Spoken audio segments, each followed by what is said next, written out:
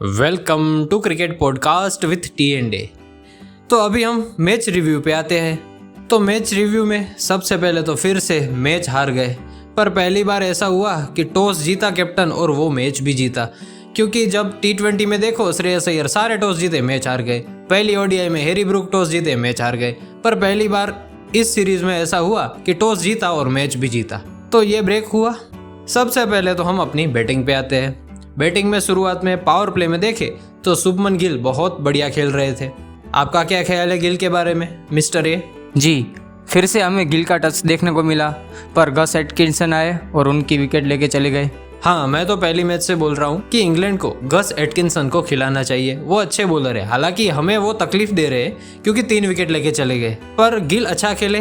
वो आउट हुए कवर्स पे कैच आउट, उनका बॉटम हैंड टाइट हो गया, उसकी वजह से गेंद हवा में चली गई सीधा। वैसे ही विराट कोहली आए, नेक्स्ट गेंद पर ही उन्होंने चौका लगाया, कवर पे ही कैसे उनका बॉटम हैंड थोड़ा ढीला करके, वही गेंद थी, वही शॉट था, पर वो ग्राउंड में और गैप में गया। वो डिफरेंस रहा विराट कोहली का चौका और गिल की विकेट में। अब मिस्टर ए, आप रोहित शर्मा की बैटिंग के बारे में क्या कहोगे? रोहित शर्मा पहले सेट हो रहे थे, बढ़िया से सेट भी हो गए थे। वो पहली 10 ओवर आराम से अच्छे से खेले, उन्होंने काफ़ी सारी बॉल ले ली, पर उतने सारे रन नहीं बना पाए। वो आउट हुए उससे पहले 9 गेंद डॉट खेले और 10वीं गेंद पर आउट हुए।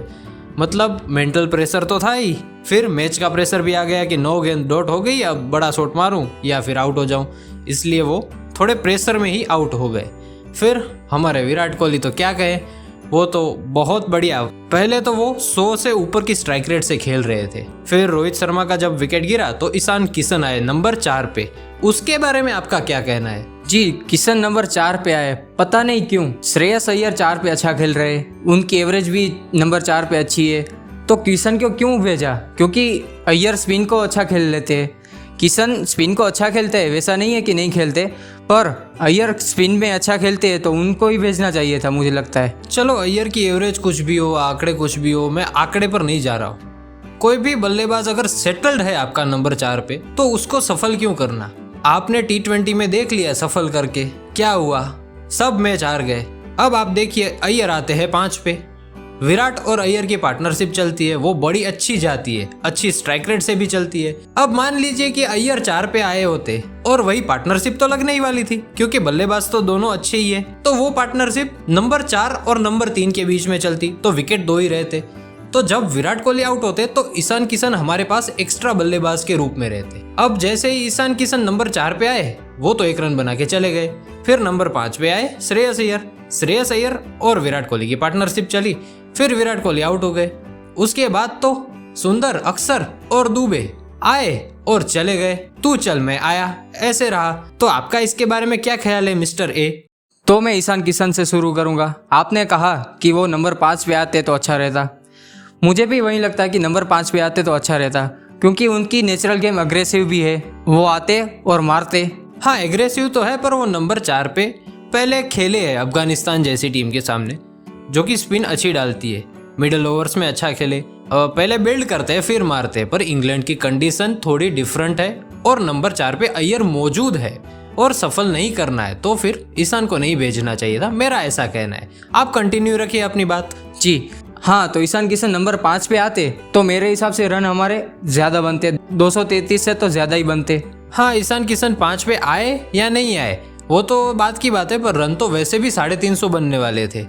ईशान किशन तो आउट हो गए, चलो, फिर भी रन तो 350 ही बनने वाले थे। जब विराट कोहली और श्रेयस अय्यर बैटिंग कर रहे थे तब तो ऐसा ही लग रहा था कि इंडिया 350 के नीचे रुक ही नहीं सकता। अब आगे आप बताइए मिस्टर ए। जी हाँ, 350 तो बनने चाहिए थे, पर विराट कोहली आउट हुए, फिर तो लड़ी ही लग गई। सुंदर आए, उनको इंजरी भी हुई, उसमें वो चले गए। फिर अक्षर आए, सेम शॉट खेल के वो भी चले गए। फिर दुबे आए, वो तो पता नहीं क्या किया उन्होंने, सीधा मार के चले गए। हाँ, वो तो गोल्डन डक पहले ही गेंद पर आउट हो गए। सुंदर किस वजह से आउट हुए पता नहीं चल रहा, कि इंजरी की वजह से आउट हुए मारने में, या फिर बॉल ही अच्छी थी, बाउंसर पे ही आउट हो रहे थे हमारे। आप एक चीज को मार्क कीजिए, ये पिच ना थोड़ी स्लोअर साइड थी, 2 पेस विकेट थी और साइड बाउंड्रीज दोनों साइड बड़ी थी। अब चलते हैं 19 नवंबर 2023 को, जब अहमदाबाद में फाइनल था, तो हम टॉस हार के बैटिंग कर रहे थे। रोहित शर्मा और विराट कोहली ने अच्छा खेला, पर 2 पेस विकेट के कारण बीच में रन नहीं आ रहे थे। तो पैट कमिंस की स्ट्रेटेजी क्या रही थी? Into the wicket, slower one, सब बाउंसर लगाए थे, तो वहां पर भी रन नहीं बने थे।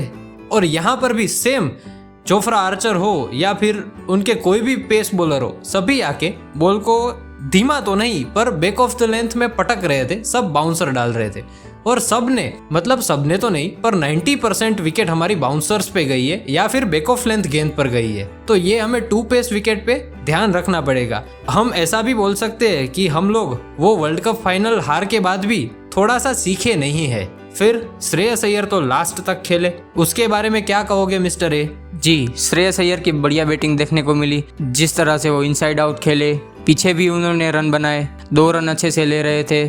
उनका फॉर्म अभी बहुत ही अच्छा चल रहा है।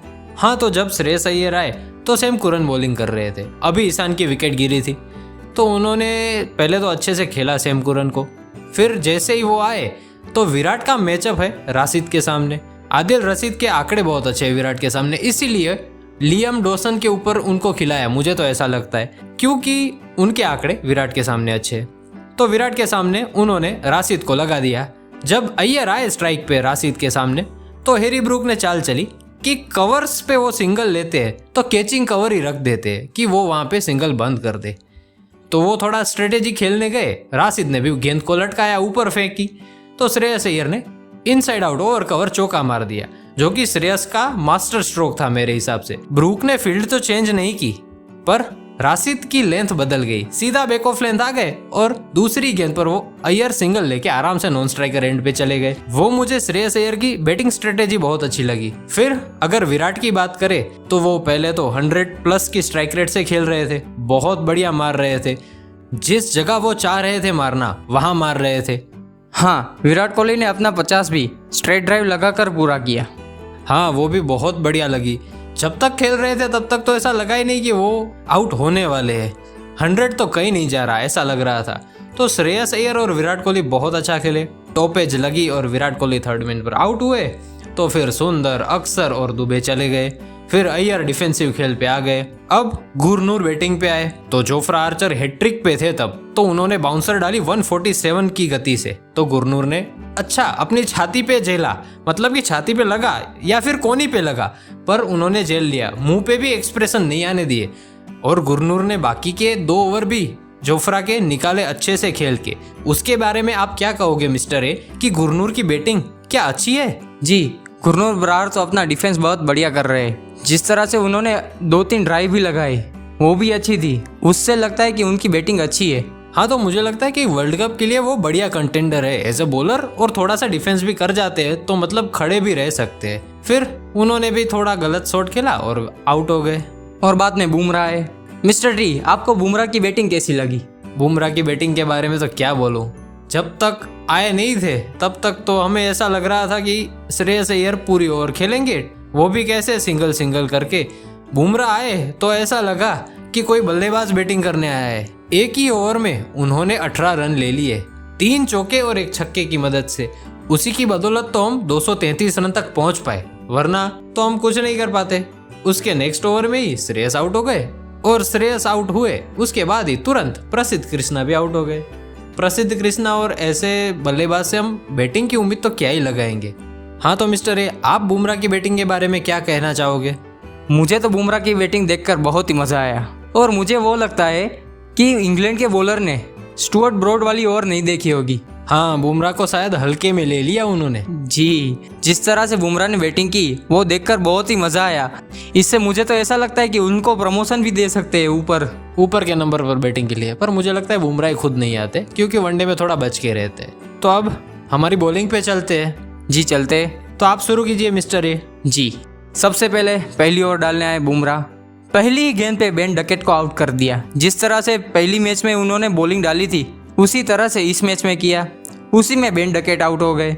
हाँ, पहले गेंद पर गोल्डन डक, जैसे हमारे में शिवम दुबे गोल्डन डक बना के आउट हुए, वैसे ही यहाँ पे बेन डकेट आउट हुए गोल्डन डक बना के। फिर प्रसिद्ध और बुमराह तो क्या बॉलिंग कर रहे हैं, दोनों की गेंदबाजी में शायद ऐसा ही सोच लो कि वो लोग रन ही नहीं बना पा रहे। बेथल की विकेट प्रसिद्ध ने ले ली, वो भी कैसे ली, पहले बुमराह और प्रसिद्ध कृष्णा दोनों right arm over the wicket से गेंदबाजी कर रहे थे, मतलब कि लेफ्ट हैंडर के लिए एंगल से बाहर जा रही थी। फिर बुमराह ने लास्ट बॉल पे सिंगल दिया जेकब बेथल को और नेक्स्ट ओवर प्रसिद्ध कृष्णा आए तो प्रसिद्ध कृष्णा ने सिर्फ कोण चेंज किया, राउंड द विकेट चले गए ओवर द विकेट से। लाइन और लेंथ तो वही रही पर गेंद एज लेके चली गई, थोड़ा सा एंगल का प्रसिद्ध को फायदा हुआ और उनकी स्ट्रेटेजी कामयाब रही। और फिर रूट और ब्रुक की पार्टनरशिप के लिए दोनों खड़े थे। अब आगे आप बताइए मिस्टर ए। मिस्टर टी, पहले तो मैं ये कहना चाहूँगा कि प्रसिद्ध कृष्णा 2027 के वर्ल्ड कप के लिए फ्रंट रनर है। हाँ, फ्रंट रनर तो है पर मुझे गुरनूर ब्रार उससे ज्यादा अच्छे गेंदबाजी करते हैं ऐसा लगता है। जैसे ही हर्षित राणा आएंगे तो वो तो टीम में आ जाएंगे, तो रहेगा थर्ड पेस बॉलर, तो वो मुझे लगता है कि गुरनूर होने चाहिए ना कि प्रसिद्ध कृष्णा। आपका और मेरा थॉट डिफरेंट हो सकता है। नहीं, आपकी बात सही है कि गुरनूर हो सकते हैं, पर जिस तरह से अभी प्रसिद्ध बॉलिंग कर रहे हैं, उनका जो फॉर्म चल रहा है उस तरह से तो ऐसा ही लग रहा है कि वो फ्रंट रनर है।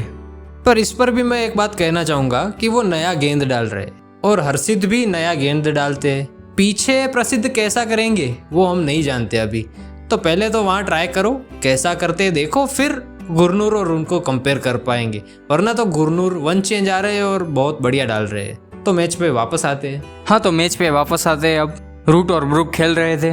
रूट क्या बढ़िया बैटिंग कर रहे थे, पीछे बहुत बढ़िया खेलते हैं। हाँ, वो स्क्वायर कट और थर्ड मैन की दिशा में सिंगल ले लो, वो बहुत बढ़िया कर रहे थे। हाँ, पर फिर आए गुरनूर ब्रार, उन्होंने back of the length bowling शुरू की। दोनों को थोड़ा सा दिक्कत तो हुई, दोनों को मतलब रूट और ब्रुक को, पर ब्रुक को ज़्यादा हुई।